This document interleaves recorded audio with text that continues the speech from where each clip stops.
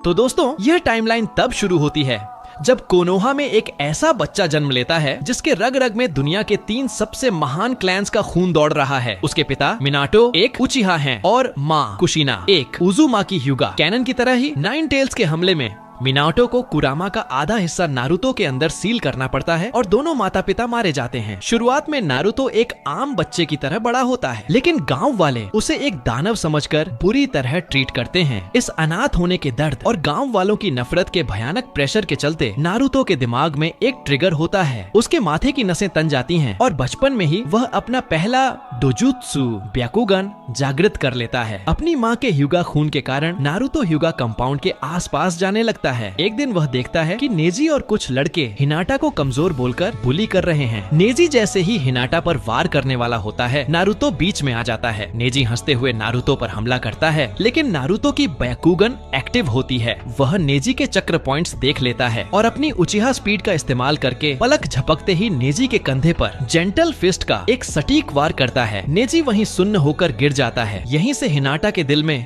Naruto के लिए एक बहुत गहरा प्यार और सम्मान पैदा हो जाता है। एक बच्चे के रूप में नारुतो को असली सदमा तब लगता है जब इताची उचिहा क्लैन का मैसेकर करता है। इताची नारुतो को नहीं मारता क्योंकि वह एक जिंचुरिकी है। अपने ही पिता के कबीले को इस तरह खून से लथपथ देखकर नारुतो का दिल टूट जाता है। इस भयानक दर्द के कारण उसकी ब्याकुगान वाली आंखें खून की तरह लाल हो जाती हैं और उनमें टोमोए घूमने लगते हैं। नारुतो अपनी शेरिंगन जगा लेता है। अब वह अपनी इच्छा से इन दोनों डोजुत्सु के बीच स्विच कर सकता है। अपने इस जीनियस दिमाग के कारण नारुतो बचपन में ही अपने माइंडस्केप में जाता है। कुरामा उसकी शेरिंगन देखकर बुरी तरह भड़क जाता है क्योंकि उसे मदारा की याद आती है, लेकिन नारुतो उसे शेरिंगन से कंट्रोल करने के बजाय बहुत शांत स्वभाव से कहता है, मैं मदारा नहीं हूँ, मैं तुम्हारा दोस्त बनने आया हूँ। कुरामा इस बच्चे की समझदारी देखकर दंग रह जाता है और उनके बीच एक बॉन्ड बन जाता है। नारुतो बचपन में ही एक परफेक्ट जिंचुरिकी बन जाता है। अकादमी में नारुतो सबसे बेहतरीन छात्र है। वह हर जुत्सु में सासुके से मीलों आगे है। आखिरकार